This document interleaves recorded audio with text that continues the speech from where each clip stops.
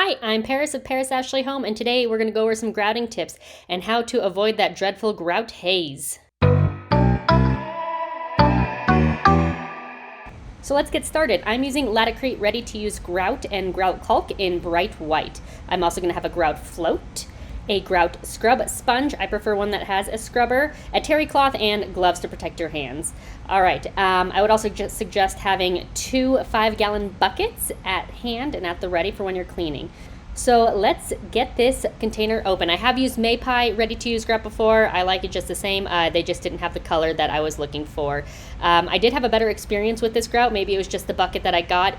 This one was a little bit thicker than the Maypie. The Maypie kind of just fell off the Grout Float, whereas this one stayed on much better. So when you are grouting, you're going to want to go in a X pattern at a diagonal along those tile space lines. If you go in the same direction, the grout could fall out. This gives a much better grip and pushes it deeper into the tile cracks. I did keep a handful of grout in my hand, so I didn't have to bend over every single time I needed some more grout, and it just made it go a lot faster. So what you want to do is you want to grout a large section, like half of this wall, and you want to make sure that it is fully dry. Not 100% dry, so not fully dry, but like dry to the touch. It's not going to be fully dry for 2 days. You want to make sure it is dry to the touch before you wipe away your grout. This is key in preventing grout haze. You may think, but if it dries, I'm going to get grout haze. I had that thought too, and I learned the first time I grout that that is not the case. You want to wait again until your grout is dry to the touch.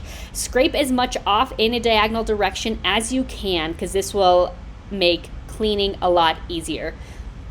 So as you can see, I am now pretty much halfway through the main wall, and we're right about time to start cleaning.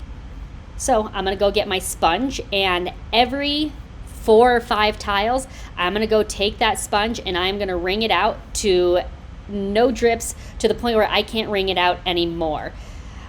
You will be very sore when you are done with this.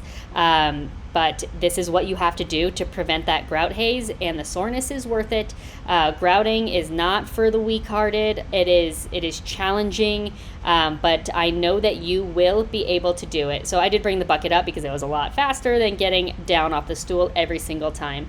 So use both arms, use all the muscle that you have, and just clean it. So right now you want to clean the entire dry section. So I'm not cleaning the left side since that's the most recent that I grouted. I'm just going down along the right side of this wall. Once I get all the way to the bottom, I'm going to leave that again until I am completely done grouting, and at that point we will go back and do a second wiping.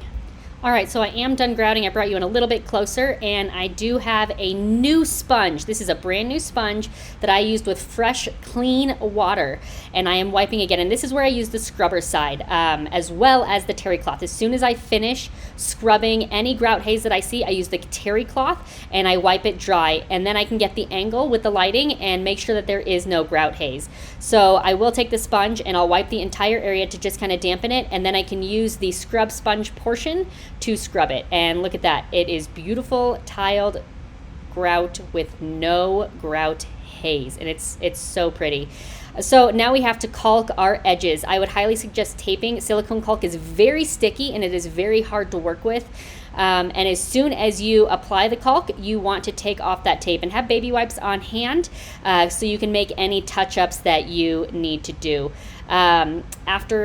After you do this, it does take a hot minute to dry. I would not suggest drilling or hanging anything until the grout caulk is dry, which I mistakenly did, and then I had to go and repair. So save yourself that headache.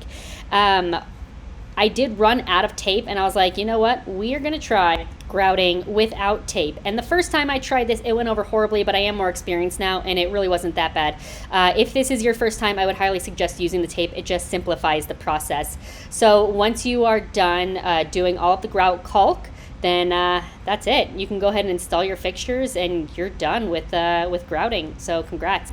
Grouting is not easy, but I am proud of you for taking on this challenge. I know you can do it. If you enjoyed this tutorial, go ahead and hit that subscribe and like button, and check out my profile because I have plenty of more tutorials waiting for you.